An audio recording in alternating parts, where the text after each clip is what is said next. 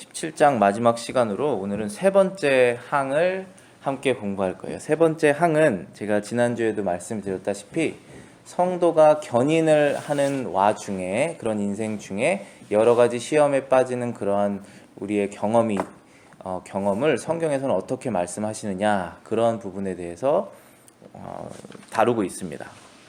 그럼 제가 3항 읽기 전에 그 중간 부분에 가시면은 복습으로 견인이라는 게 무엇인지 다시 말씀드리고 시작할게요. 견인하면 굳을견 참을 인 해서 성도가 굳게 참는다는 거죠. 네, 어떤 것에서 참는다는 것이냐 하면 유혹을 참아서 믿음을 끝까지 지킨다는 내용이 바로 성도의 견인이었습니다. 그 영어로는 perseverance라고 하고 사전적인 정의로는 the quality of continuing with something even though it is difficult. 힘들지만 그럼에도 불구하고 어떤 것을 끝까지 지키는 quality, 그런 특성을 이제 perseverance라고 하는데, 성도의 견인이라고 하면 신학적으로는 성도가 믿음을 잃지 않고 끝까지 견디게 된다는 신학적인 표현이 바로 성도의 견인입니다. 그래서 지난주랑 지지난주에는 우리가 신도로서, 성도로서 믿음을 끝까지 지킬 수 있는 그 이유는 우리 자신에게 달려있지 않다라는 것을 성경 말씀을 통해서 우리가 확인하였죠. 그리고 저나 여러분들이나 다 동의하실 거예요. 그러기를 제가 바라고 있고, 어떤 부분이냐 하면 나 스스로에게 내가 믿음을 지킬 것이라고 하는 확신을 둔다면 확신할 것이 아무것도 없다라는 사실을 다 인정하실 거라고 믿습니다. 그렇지만 성경에서는 내가 너를 자녀로 삼았으니 끝까지 너를 지키겠다라고 하는 성경의 약속이 항상 있거든요. 그래서 그 근거가 따라서 우리의 자유의지, 우리의 신앙의 약함 강함의 정도가 아니라 결국은 다 하나님께서부터 그 은혜가 오는구나, 그 근거가 있구나 라는 것을 살펴보았습니다. 그러면은 오늘 이제 3항은 하나님의 견인의 약속, 성도의 믿음을 지키게 해주신다고 하는 그 약속에도 불구하고 우리가 때때로 죄에 빠지는 그 상황, 그러한 현상, 그러한 삶을 성경에서 어떻게 말씀하고 있는지 그것을 정리한 내용입니다. 그럼에도 불구하고라고 시작합니다. 그럼에도 불구하고 성도들은 사단과 이 세상으로부터 시험을 당하고 자신들 속에 남아있는 부패된 본성에 압도되고 자신들을 보존하고 보호하는 수단들을 소홀히 여김으로 무서운 죄에 빠지기도 한다. 또한 한동안은 이 죄악 가운데 머물러 있기도 한다. 이렇게 함으로 이들은 하나님을 불쾌하게 하며 성령을 근심케 한다. 따라서 이들은 이미 받은 은혜와 위로 중 얼마를 잃어버리게 되고 이들의 마음은 강팍해지고 양심은 상처를 입고 남을 해치고 중상하고 일시적인 하나님의 심판을 받기에 이른다. 여기에 지금 굉장히 많은 요소들이 있죠. 성도가 무서운 죄에 빠지기도 하는 이유들, 그것을 이제 처음에 말씀하셨습니다. 중간에 문장에 보시면 이렇게 나와 있죠. 성도들은 무서운 죄에 빠지기도 하고 그 죄악 가운데 머물기도 한다. 그 죄악이 구렁텅이라고 치면은 이제 길을 가다가 푹 빠지는 구덩이라고 하면은 거기에 빠지기도 하고, 그리고 거기에서 스스로 나오지도 못해서 한동안 갇혀 있기도 하는 상태가 저나 여러분이나 이 세상의 모든 성도들에게 있을 수 있다라는 것이죠. 짧을 수도 있고 길 수도 있고 클 수도 있고 작을 수도 있고. 그런데 이제 여기에서는 무서운 죄다 이렇게 말씀하셨죠. 첫 번째 부분은 바로 그 부분에 대해서 제가 말씀을 드리고, 그렇게 죄에 빠지고 머물러 있음으로 인해서 일어나는 결과들에 대해서 뒤에 부분에서 제가 이제 말씀을 드릴 거예요. 첫 번째 부분은 이제 A, letter A 보시면은 성도들은 무서운 죄에 빠지기도 하고 그 죄악 가운데 머물러 있기도 한다라고 성경이 말씀합니다. 그 영어 표현으로 보시면 이렇게 써 있습니다. They may fall into grievous sins and for a time continue therein. grievous라고 하면은 통탄할, 극심한이라는 단어더라고요. 자기 스스로 슬픈 거죠. 통탄할 일이라는 게. 그리고 아주 심한 그러한 죄에 fall into, 그러니까 실수든 유혹이든 잘못된 선택이든 거기에 빠져버린다는 것이죠. 빠지기도 하고 for a time continue therein, 그 빠진 구덩이에 for a time, 잠시 동안 머물러 계속적으로 거기에 있기도 한다. 근데 이렇게 되는 것을 만약에 우리 중에 아무도 경험하지 않았으면 그건 정말 하나님께 은혜와 감사와 찬양을 돌려야 되는 것이죠. 우리가 그것이 사실 삶의 목표입니다. 큰 간증을 원하지 않아요. 그냥 믿음을 지키며 우리가 평안하게 사는 것이 소망이라면 소망이죠. 그런데 빠질 수도 있다라는 거예요. 이런 죄에. 근데 이런 죄에 빠졌을 때 왜 빠지게 되느냐 했을 때 오늘 지금 17장 사망에서는 4가지 이유로 이렇게 분류해서 말씀하고 있습니다. 첫 번째는 사단의 시험이 있다 그랬습니다. The temptations of Satan. 두 번째는 세상의 시험. The temptations of the world. 여기서 시험이라고 그러면은 우리말로는 유혹이 훨씬 더 적당합니다. 번역으로는 시험이라는 단어를 많이 써요. 성경에서는. 시험에 빠지다 이렇게. 그런데 하나님께서 물론 우리를 그 상황을 일어나도록 허락하시는 면은 있지만 그 유혹은 결국은 마귀로부터 나오기 때문에 그 유혹을 우리가 걸려 넘어가는 것이죠. 그리고 마귀로부터 나오는 그 유혹은 우리 마음속에서 일어나는 작은 욕심부터 이제 나오게 되는 것이고, 어쨌든 그 유혹, 시험이라고 보다는 저는 유혹이라고 말했을 때 훨씬 더 이렇게 바로 와닿더라고요. 그래서 마귀의 유혹, 세상의 유혹에 넘어가면 그렇게 된다는 것이죠. 세 번째는 자신들 속에 남아있는 부패된 본성에 압도돼서 이렇게 된다는 거예요. 자신들 속에 남아있는 부패의 본성. 자, 우리가 본성이라고 그러면은 원래 태어났을 때부터 가지고 있었던 그 네이처를 본성이라고 그래요. 그냥 저 사람은 원래 그래라고 하는 그 원래라는 뜻이 바로 그 네이처를 말하는 것이죠. 자연에도 네이처라고 하잖아요. 우리가 자연은 있는 그대로 하나님께서 만드신 그대로 그 네이처입니다. 우리 속에 그 부패된 본성이 남아있다라는 거죠. 성도임에도 불구하고. 자, 그럼 남아있다라고 하는 것은 지금 남아있지 않은 상태로 점점 간다는 뜻이잖아요. 성령이 우리 마음속에 들어오고 이 성경을 우리가 읽으면서 마음속에 인생에 적용하면서 우리의 본성은 부패된 본성에서부터 거룩한 그리스도의 본성으로 점점 바뀌어 나가고 있습니다. 그런데 바뀌어 나가고 있다는 뜻은 뭐예요? 남아있기도 한다는 것이죠. 일정 부분.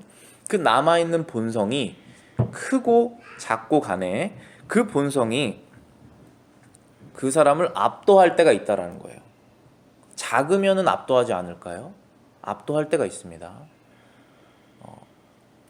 깨끗한 그런 물에 까만색 물 한 방울 떨어뜨리면은 흑색 물이 금방 되듯이 아주 작은 어택이라도 작은 본성에 남아있는 것이라고 해도 우리를 그때 공격하고 우리가 유혹에 넘어가면 우리가 압도당해서 큰 죄에 빠질 수 있다는 것입니다.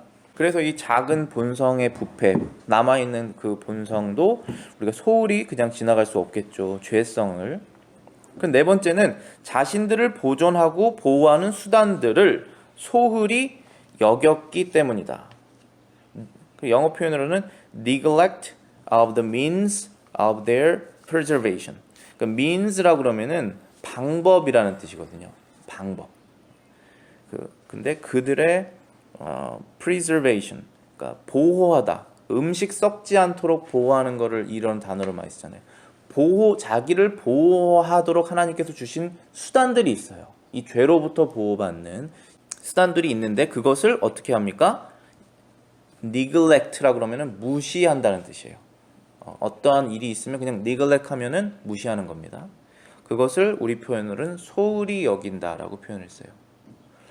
자, 그러면 하나님께서 우리를 은혜 가운데 보존하기 위해서 어떠한 수단들을 주셨을까요? 웨스트민스터 신앙고백에서는 세 가지로 말합니다. 첫 번째는 말씀, 두 번째는 기도, 세 번째는 성례. 이 세 가지입니다. 성례는 신약 성경에 하나님께서 인정하신 성례는 세례와 성찬입니다. 믿음이 없던 사람이 믿음을 얻어서 그리스도를 믿는다는 것을 퍼블릭하게 공포하는, 반드시 교회 안에서 행해져. 교회 안에서 행해지는 그 성례, 세례, 그리고 믿는 사람들이 자신의 신앙을 어떻게 보면 갱신하는 거죠. 그 성찬을 통해서 다시 확인하는 그런 성찬을 통해서 은혜를 받죠. 그래서 지금 은혜를 보존하는 수단을 말씀, 기도, 성례 이렇게 세 가지를 말씀하셨는데 요거는 제가 곧 한번 다뤄볼게요. 이 내용이 이 세 가지를 어떻게 우리가 활용했을 때 우리가 은혜 안에 보존이 되는가 매일매일. 어쨌든 이 세 가지 하나님의 수단들을 매일매일 소중하게 생각해서 시간을 내서 노력을 가해서 하는 것이 아니라 neglect 하는 거죠. 필요 없다라고 생각하는 거죠. 아니면 덜 중요하다라고 생각을 해서 뒤로 빼는 것이죠. 그렇게 하다 보면 무서운 죄에 빠지기도 하고 죄악 가운데 오래 머물러 있게 한다라는 거예요. 자, 그러면 이렇게 무서운 죄에 빠지기도 하고 죄악 가운데 머물러 있게 되는 성도. 자, 지금 우리 믿지 않는 사람을 말하는 것이 아니죠. 우리 믿는 사람을 말하는 거예요.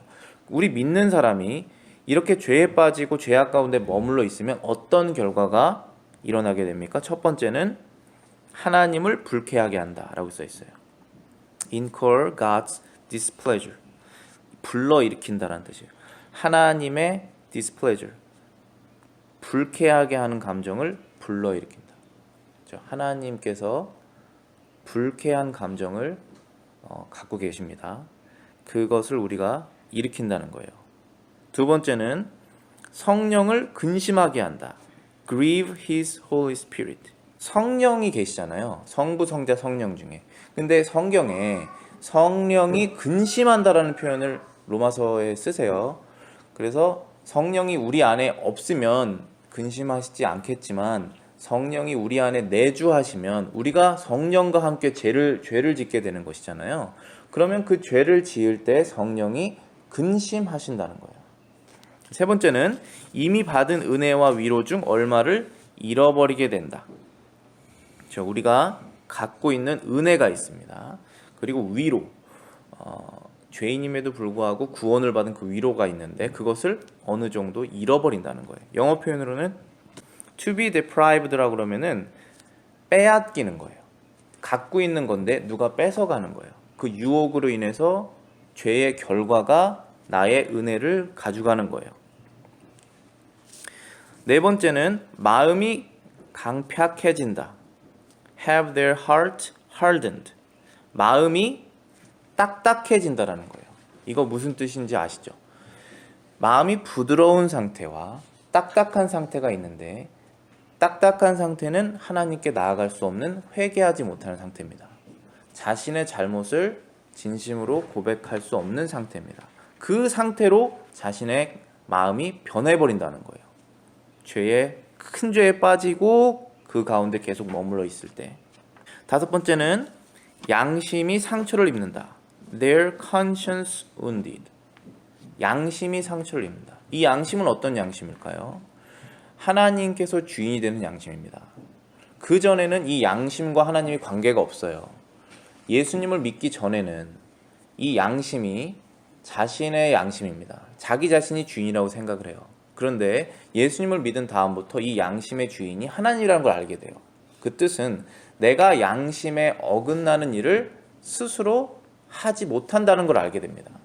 그래서 내가 만약에 주인이면 양심을 버렸다가도 다시 찾았다가도 냉장고에 넣어놨다가도 얼렸다가도 다시 꺼내고 할 수 있죠. 그런데 내가 주인이 아니기 때문에 이 양심이 항상 내 안에 계속 그 자리에 있어야 된다는 걸 알게 됩니다. 그래서 양심에 거스르는 일을 하면 양심의 상처를 입죠. 그 상처를 입는다는 말씀입니다. 그 다음에는 남을 해치고 중상한다. hurt and scandalize others. 이것이 신자든 신자가 아니든 간에 우리 주변의 이웃들에게 우리가 죄를 빠짐으로 인해서 상처를 준다는 것입니다. 근데 특별히 그리스도 안에 있는 성도들에게 우리가 상처를 주겠죠. 근데 이 교회에서 어떠한 일이 일어났습니다. 대부분 어떠한 일이라는 것은 도덕적인 문제에 빠졌다는 것이죠. 큰 도덕적인 문제에 이제 구렁텅이에 빠지게 된 것입니다. 그러면 지금 이 하나님에게 일어나는 일들, 불쾌하고 성령을 근심해하게 하는 것, 그다음에 나 자신이 은혜를 잃어버리는 것, 그다음에 마음이 강팍해지는 것도 있지만 다른 사람에게 영향이 반드시 가죠. 우리는 다 영적으로 연결된 존재이기 때문에 그래서 반드시 그 다른 사람에게 상처를 주게 됩니다. 그리고 그의 양심도 다치게 할 수 있어요. 그 다음에 중상한다라는 것은 이제 뒤에서 욕하는 것을 중상한다고 하는데 이 죄로 빠짐으로 인해서 다른 사람들을 오히려 욕하게 되는 일이 일어날 수 있다는 것이죠. 그 다음 마지막에는 일시적인 하나님의 심판을 받는다. 다행스러운 것은 이 심판이 영원한 심판은 아니라는 거예요. 이 생에서 받게 되는 일시적인 심판입니다. 우리는 진정한 예수님을 믿는 신앙이 정말로 그 안에 존재한다면 그 사람은 죽음 후에 심판받지 않습니다. 영원한 심판으로부터 벗어나는 게 구원입니다. 그게 구원받았다라고 하는 것의 정의입니다. 정의 중에 하나입니다. 그렇기 때문에 일시적인 하나님의 심판을 받는다는 것은 이 땅에서 하나님의 심판을 잠시 받는다는 것입니다. 영어 표현으로는 bring temporal judgment upon themselves. 죄를 지은 그 사람 위에 하나님의 judgment, 심판이 임하는데 잠시 임한다라는 것입니다. 자, 여기까지가 지금 성도가 인생을 살아가면서 신앙을 지키다가 여러 가지 유혹을 당해서 이제 죄에 빠졌을 때의 그 결과를 말하고 있습니다. 그럼 우리가 성경을 통해서 이러한 일들이 일어났던 그 예를 저희들이 한번 살펴볼게요. 먼저 제가 처음으로 인용한 구절은 창세기입니다.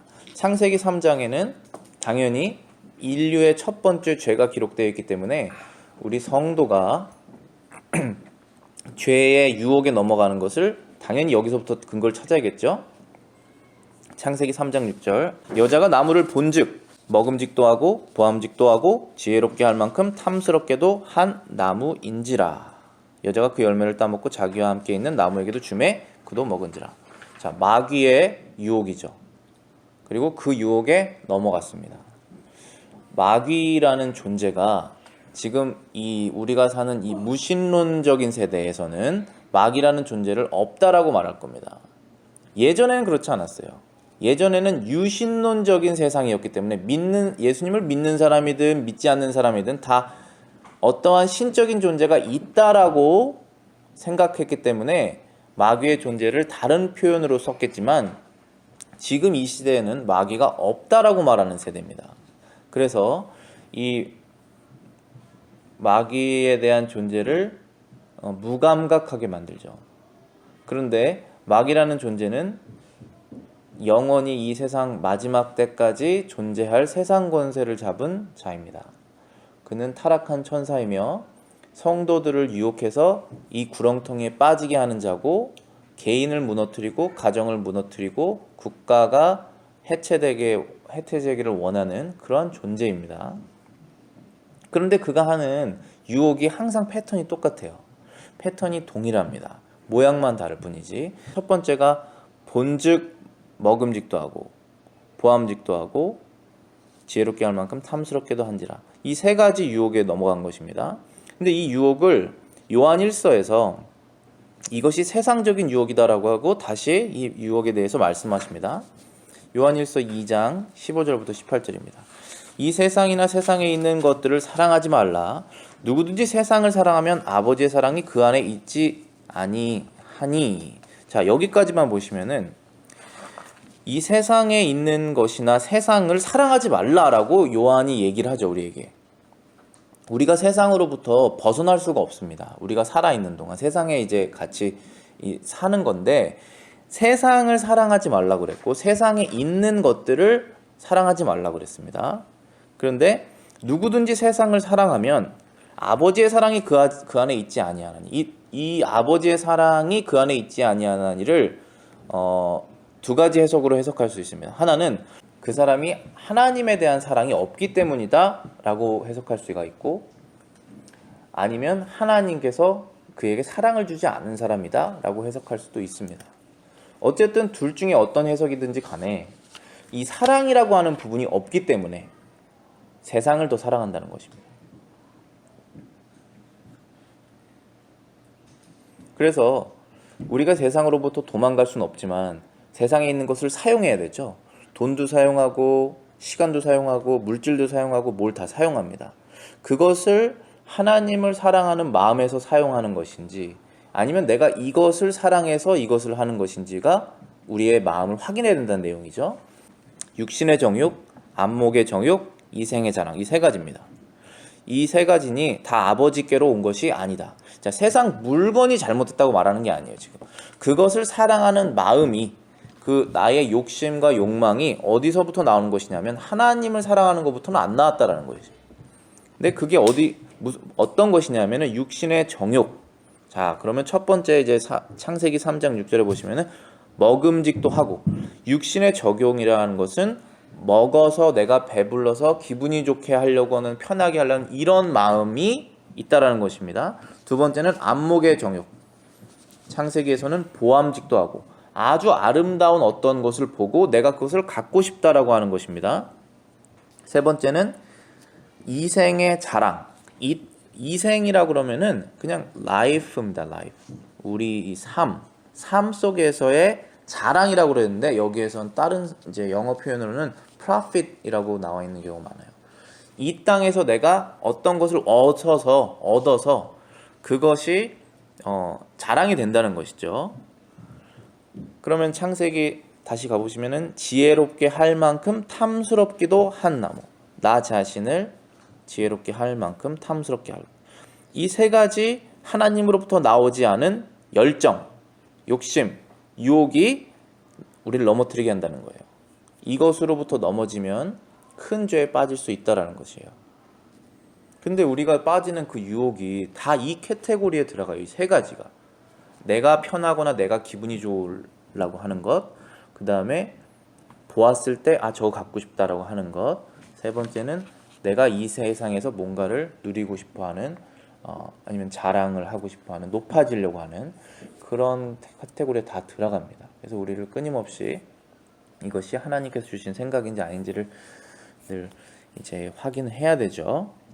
17절에 보시면 이 세상도 그 정욕도 지나가되 오직 하나님의 뜻을 행하는 자는 영원히 거하느니라. 아이들아, 지금은 마지막 때라. 적그리스도가 오리라 하는 말을 너희가 들은 것 같이 지금도 많은 적그리스도가 일어났으니 그러므로 우리가 마지막 때인 줄 아노라. 자, 이 부분은 제가 짧게 이제 짚고 넘어가고 싶은데요. 지금 사도 요한이 요한 1서를 쓴 게 AD 100년 정도예요. 예수님께서 승천하신 뒤에 70년 정도 더 살았어요. 사도 요한. 오래 산 사도예요. 그런데 사도 요한이 지금 AD 100년, 그 1세기, 2세기 그때에 하는 말이 마지막 때라는 거예요. 그리고 적그리스도가 일어났다라는 말을 쓰죠. 그러면 지금 이 세상에, 이 시대 2020년에 지금이 마지막 때라고 말하는 것이 틀린 말일까요? 맞는 말일까요? 맞는 말이에요. 예수님께서 승천하신 후로부터는 왜 마지막 때냐면은 언제든 오실 수 있기 때문에 그게 마지막 때인 거예요. 그때 되면 예수님이 다시 오시거든요. 그런데 예상을 못해요. 그리고 적그리스도라는 것은 항상 하나님을 직접적으로 대적하는 그 세력이거든요. 근데 나중에 요한계시록에는 이제 한 명으로 이제 묘사하고 있지만 그 사람이 누군지는 아직 모르죠. 그러나 하나님을 대적하는 그 세력은 이 사도 요한 때부터 지금까지 계속적으로 있는 것입니다. 그 세력에 의해서 예수님께서도 십자가에 못 박아 죽으신 것이잖아요.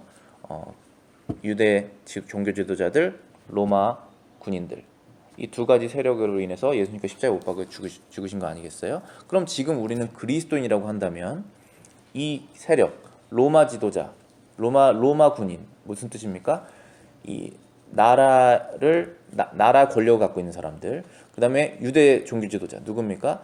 종교 지도자들, 물론 그리스도인들, 기독교 목회자들은 아니겠죠. 다른 이단 아니면은 그 외의 종교의 지도자들이 그리스도인들을 핍박해서 고통을 줄 수 있겠죠.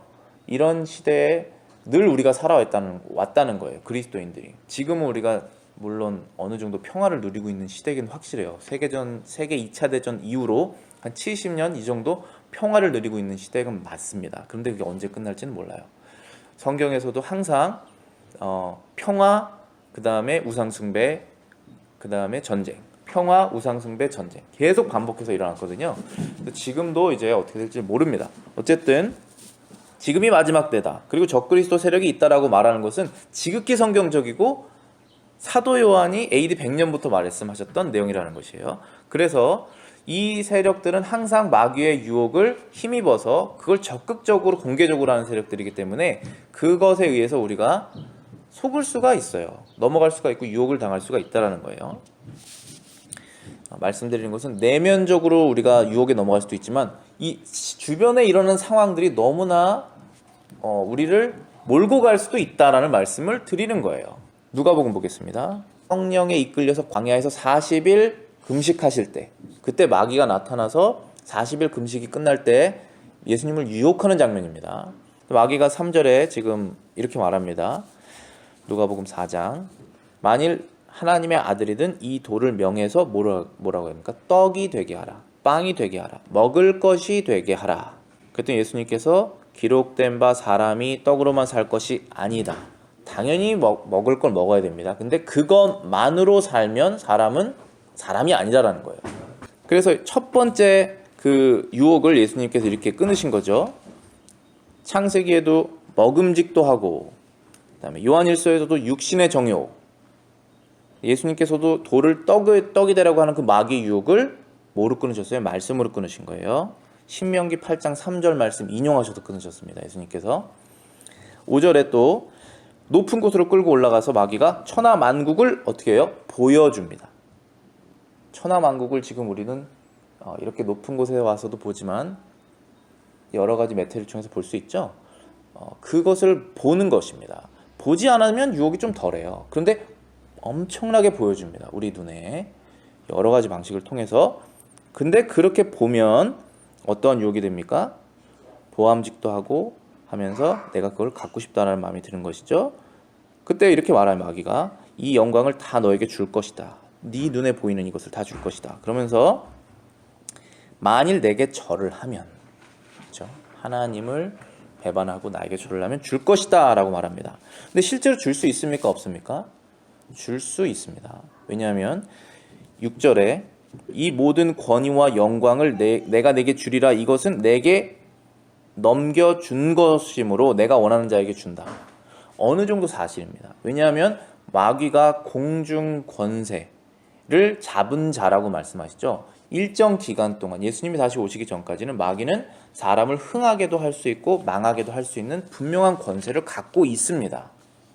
그래서 이 세상에 나쁜 사람이 왜 계속 잘 되냐고 하는 그 정의가 실현되지 않는 것은 그의 존재가 존재하고 있기 때문입니다. 마귀가.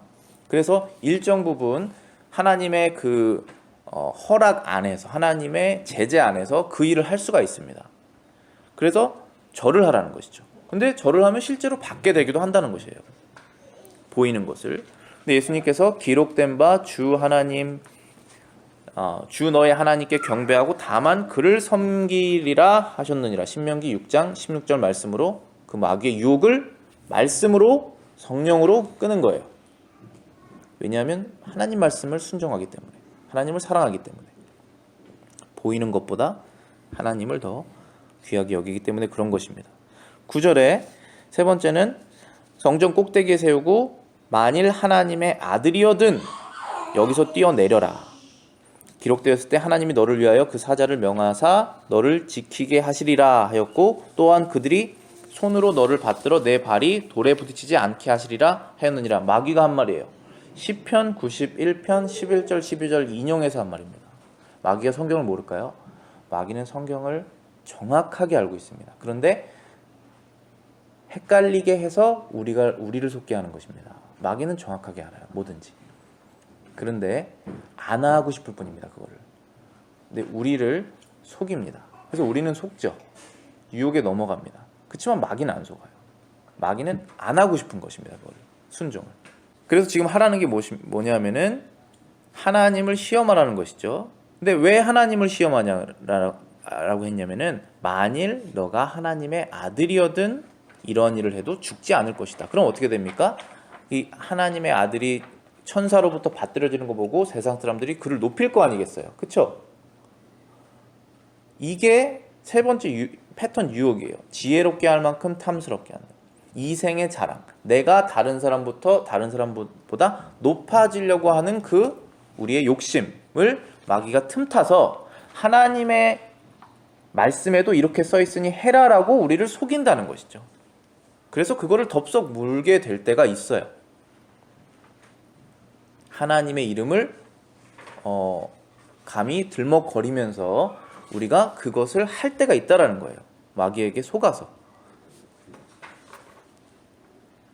근데 예수님께서는 원래 하나님의 아들이시잖아요. 그래서 이걸 안 하셔도 당연히 하나님의 아들이시란 말이에요. 그렇죠? 그리고 예수님께서 높아지시는 그 하나님의 방법은 이 방법이 아니었어요. 들려 올리는 건 맞지만 십자가에 들려 올리는 것이 예수님의 높아지시는 방법이었어요. 그게 우리가 따라가야 되는 이 세상에 높아지는 방법일 거예요. 근데 그거랑 반대되게 말하는 메시지가 엄청 많을 거예요. 교회 안에서.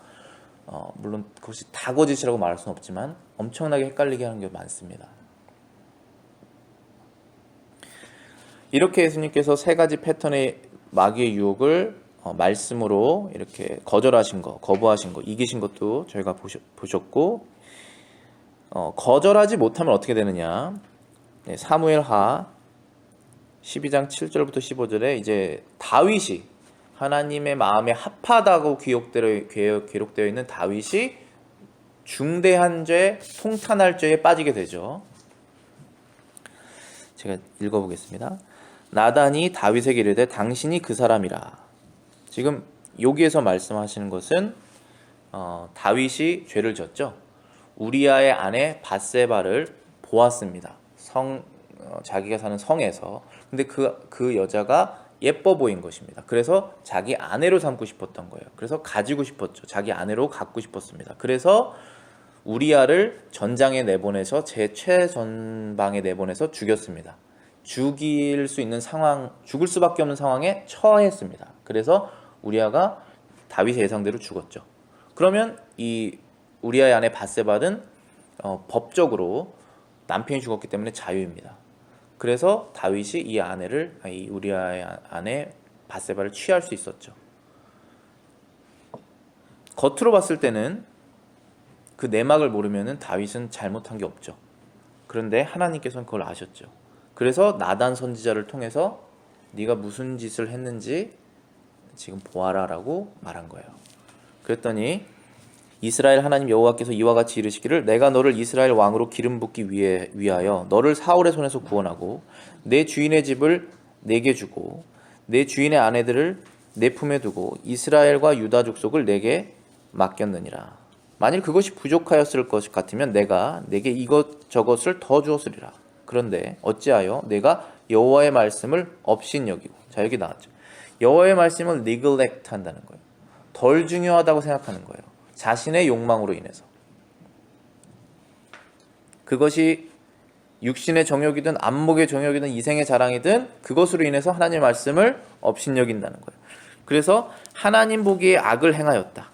햇사람 우리아의 아내를 빼앗아 내 아내로 삼았은즉 칼이 내 집에서 영원토록 떠나지 아니하리라 하셨고, 여호와께서 또 이와 같이 이르시기를 보라 내가 너와 내 집에 재앙을 일으키고 내가 내 눈앞에서 내 아내를 빼앗아 내 이웃에게 주리니 그 사람들이 내 아내들과 더불어 백주에 동침하리라. 너는 은밀히 행하였으나 나는 온 이스라엘 앞에서 백주의 일을 행하리라 하셨나이다. 하니 다윗이 나단에게 이르되 내가 여호와께 죄를 범하였노라 하매 나단이 다윗에게 말하되 여호와께서도 당신의 죄를 사하셨나니 당신이 죽지 아니하려니와 이 일로 말미암아 여호와의 원수가 크게 비방할 거리를 얻게 하였으니 당신이 낳은 아이가 반드시 죽으리이다 하고 나단이 자기 집으로 돌아가니라. 우리아의 아내가 다윗에게 낳은 아이를 여호와께서 치심에 심히 앓는지라. 그래서 결국은 그 아이 죽습니다. 그 아이 죽어요. 그렇지만 여기서 다윗이 회개했어요. 그랬더니 나단 선지자가 다윗을 죽이지 않으신다고 그랬어요. 그렇지만 일시적으로 다윗의 가문에 하나님의 심판이 있을 것이라고 예언을 했어요. 오늘 우리 17장 3절에서도 말씀하셨듯이 그 temporal judgment가 upon themselves라고 그랬잖아요. 하나님의 일시적인 심판이 그들 위에 임한다라는 거예요. 그 가정에. 그렇기 때문에 우리가 성도로서 구원을 받았다는 확신이 있지만 이 극심한 통탄할 죄에 빠지지 말아야 된다는 것은 일시적으로 우리의 즐거움과 기쁨과 평안과 축복을 잃어버릴 수가 있기 때문에 주의해야 된다는 것이죠. 그래서 결국은 다윗은 그 아이를 잃고 그러나 밧세바를 통해서 하나님께서 솔로몬이라는 아이를 주십니다. 그래서 이제 그 다윗의 대를 잇는 왕이 되죠. 그리고 지금 나단 선지자가 말씀하신 충격적인 예언들, 다윗의 아내들과 이웃들이 더불어 백주 대낮에 동침하리라는 것도 이루어졌습니다. 후에 보시면은. 그렇기 때문에 하나님께서 이 죄를 싫어하시고 불쾌하시고 업신여김 당하신다는 것을 싫어하시며 성령이 근심하신다는 것이 사실인 거죠. 그리고 그 결과가 좋지 않다라는 것이 분명한 것입니다. 그러나 끝까지 보존하신다는 것은 변함이 없어요. 그래서 자유의지에는 달려있지 않다는 것이 너무 분명하고 죄에 빠질 수 있다는 것도 사실이지만 하나님께서 우리를 지키신다는 것도 또 사실이며 우리가 우리에게 주어진 은혜의 보존의 방법들, 말씀, 기도, 성례, 교회에 참여해서 성례를 한다는 것, 그것들을 지켜야 그것이 이루어질 수 있다라는 것입니다. 그래서 맨 마지막에 지금 웨스터민스터 신앙고백서 해설서를 쓴 A.A. 하지 목사님이 이렇게 말씀하십니다. 성령께서는 신자들을 은혜 안에서 견인하게 하시는 것은 사람 자신의 자유의지와 관계없이 하시는 것이 아니라 그 자유의지를 통해서 하신다. 그렇죠? 자유의지의 관계가 돼 있죠, 우리가. 그런데 자유의지에 근거하면은 보장이 없다는 것이지, 우리가 자유롭게 의지해서 죄를 선택하고 선을 선택하는 것은 다 우리 의지에 달려 있잖아요. 그것을 통해서 하신다는 거예요. 그러므로 그것은 은혜인 동시에 한 의무이다. 이 견인이라는 것을 반드시 전해야 되는데 성도들 중에 게으른 때가 있고 부지런할 때가 있죠. 그리고 게으른 사람이 있고 부지런한 사람이 있잖아요. 근데 그 두 그룹을 위해서 반드시 이 성도의 견인은 전해야 된다는 거예요. 성도의 견인을 전하면 사람이 게을러진다라고 하는 것은 성경을 전혀 모르는 얘기예요. 어차피 구원할 거니까 난 아무것도 안 해야 된다라는 것은 있을 수가 없는 얘기인 거예요. 그 사람을 깨우기 위해서 이 견인을 해야 된다는 거예요. 그리고 어차피 내가 열심히 해봤자 늘 죄에 빠지던데 라고 해서 실망하지 않게 그 부지런한 사람을 계속적으로 독려하기 위해서 이 성도의 견인에 대한 성경의 진리를 전해야 된다라고 말씀하시는 것입니다.